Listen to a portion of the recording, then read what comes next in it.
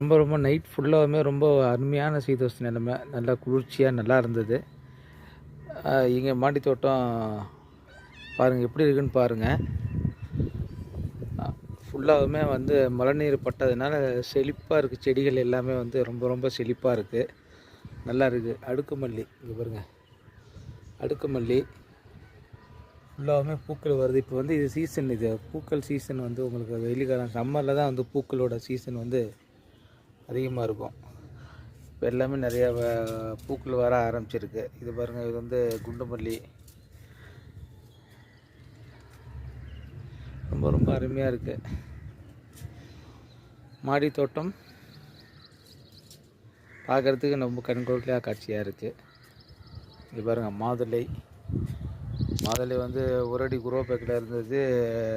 2 நாளைக்கு முன்னாடி தான் வந்து 2 அடி குரோ பேக் 24 ஃபுல்லாக மாற்றிருக்கோம். இங்கே பாருங்கள், இது வந்து சப்போட்டா, சீத்தாவில் பார்த்திங்கன்னா உங்களுக்கு வந்து பூக்கள் வச்சுருக்குது. இது பாருங்கள், ஃபுல்லாக பூக்கள் இப்போ தான் வச்சுருக்குது. சீத்தாப்பழம், அத்திப்பழம், இங்கே பாருங்கள், அத்திப்பழம் ஃபுல்லாக நிறையா வந்திருக்கு. காலையில் ஒரு ஃபுல் எனர்ஜியோடு இருக்காங்க பாருங்கள். சாரா வந்து காலையிலே ஃபுல் எனர்ஜியோடு இருக்காங்க பாருங்கள். ஃபுல் என்டர்டெயின்மெண்ட் தான். எப்படி விளாட்றாங்க பாருங்கள். அங்கே பாருங்கள், 2 பேரும் காலையில் மேலே வந்துட்டாங்கன்னா, கார்டனுக்கு வந்துட்டாங்கன்னா ரொம்ப என்ஜாய் தான். 2 பேருக்கும் அவ்வளோ சந்தோஷமாக இருக்கும்.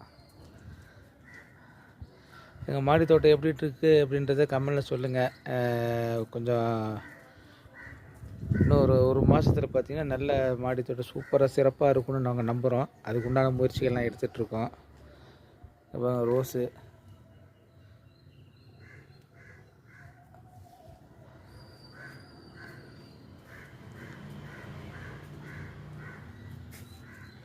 எங்களோட மாடி தோட்டத்தை வந்து இன்னும் சிறப்பாக்குறது எப்படின்றத உங்களுக்கு தெரிஞ்ச கமெண்டில் சொல்லுங்கள். நீங்கள் மாடி தோட்டம், வீட்டு தோட்டமாக வச்சுருப்பீங்க, அல்லது வந்து விவசாயத்தை பற்றி தெரிஞ்சவங்க நிறைய பேர் இருப்பீங்க.